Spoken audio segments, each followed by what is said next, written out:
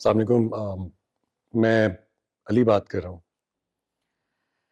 फरमाइए, सुन रही हूँ मैं। कैसी हैं आप? जिसकी बहन को शादी के 4 दिन बाद ही अपने घर से निकाल दिया हो, वो कैसी होगी? आई एम रियली सॉरी, लेकिन आप मुझसे तो नाराज ना हो ना। मेरा तो कोई कसूर नहीं है। मैं तो खुद भाभी की वजह से बहुत परेशान हूँ। हमारी फिजा का कोई कसूर नहीं है।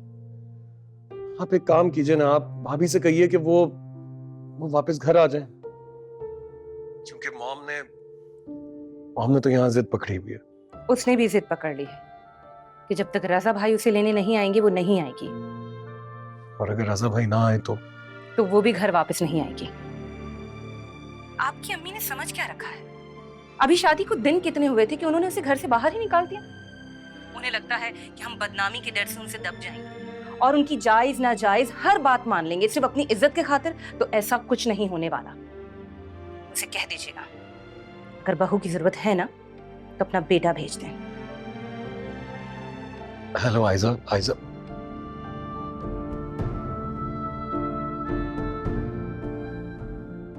अजीब औरत है, जानिए अपने आप को क्या समझती है। आए बड़े मुझे कॉल करने वाले।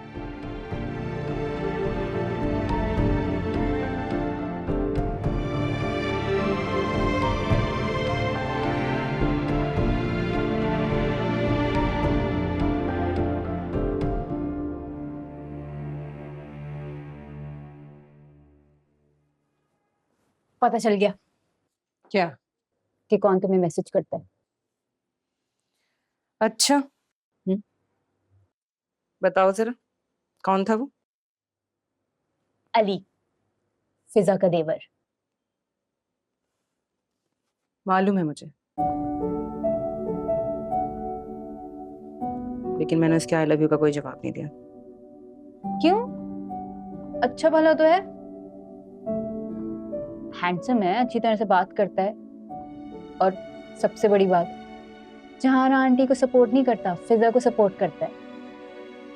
मुझे लगता है तुम्हें उसकी मोहब्बत का जवाब मोहब्बत से देना चाहिए। और क्या जवाब दूं? फिलहाल मेरी बहन का घर बसा रहे, यही बहुत बड़ी बात है। जी। प्यार का जवाब प्यार से दो।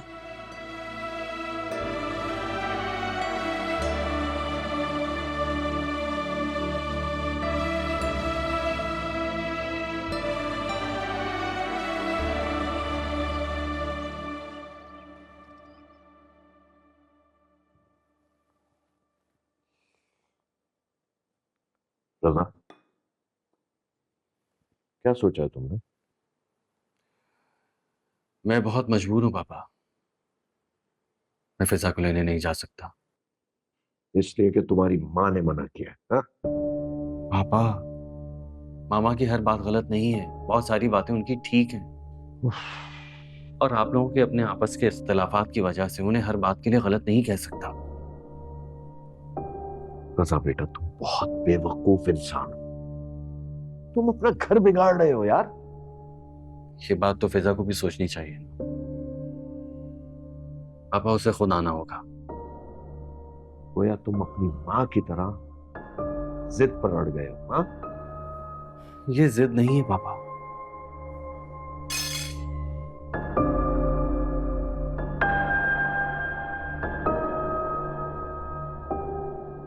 नदीम, आओ।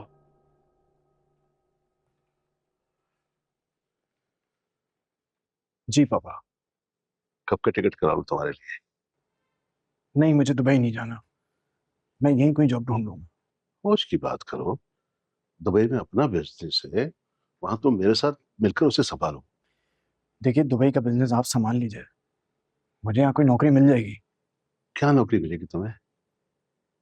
सिर्फ ग्रेजुएशन किया है तुमने, कोई हुनर नहीं है तुम्हारे हाथ में। और अब होश के नाखून लो। अपनी उम्र देखो, 28 साल के हो गए हो। कुछ मेच्योरिटी का सबूत दो। फिजा की शादी हो गई है, वो तुम्हें पसंद नहीं करती, फिर यहाँ रहकर क्या करोगे तुम? अकेला हूं ना, तो अपनी जिंदगी गुजारने के लिए जो छोटी मोटी नौकरी मिलेगी कर लूंगा मैं, मुझे कोई प्रॉब्लम नहीं है इसमें।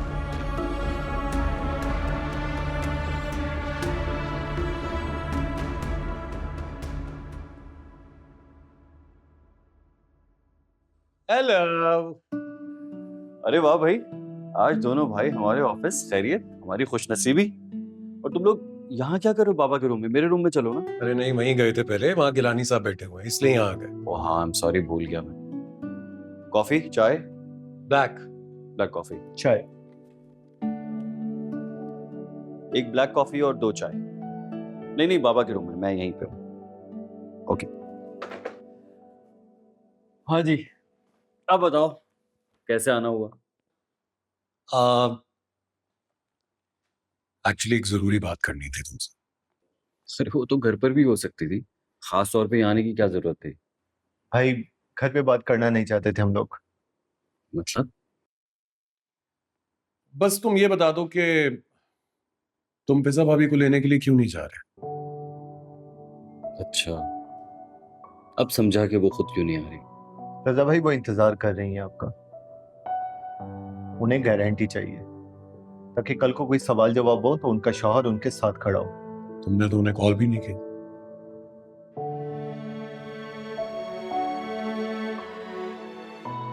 मामा ने मना किया है। मामा ने मना किया?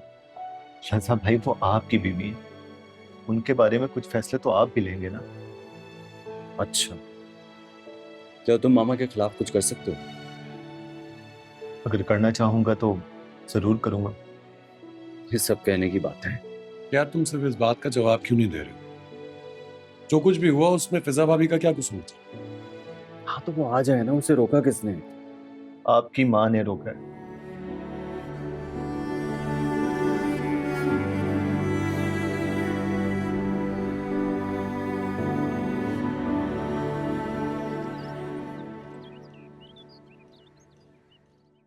अंकल मैंने कहा ना, जब तक राजा मुझे लेने नहीं आएगा मैं नहीं आऊंगी। फिजा बेटा, मैं चाहता हूं कि तुम आ जाओ प्लीज। सॉरी अंकल, माना कि हम लोग आपके बराबर के नहीं हैं, लेकिन इज्जत हमारी भी है जिस तरह आप लोग की है। नदीम ने जो सब कुछ किया उसमें मेरा क्या कसूर? आंटी ने मुझे घर से क्यों निकाला? क्या सोच के निकाला? फिजा बेटा, तुम अच्छी तरह जानती हो कि जहारा एक जिद्दी और घमंडी औरत है। तो मैं भी बहुत जिद्दी हूं। जब तक रजा मुझे खुद लेने नहीं आएगा मैं उस घर में नहीं आऊंगी। अल्लाह हाफिज। अरे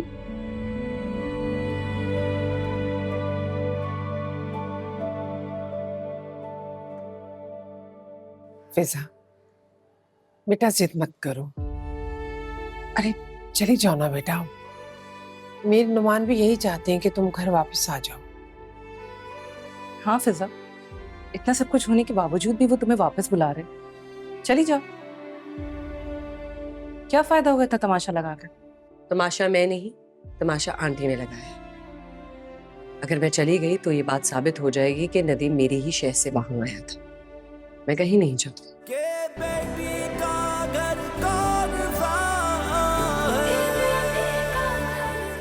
ये ढीठ है, ये नहीं जाएगी।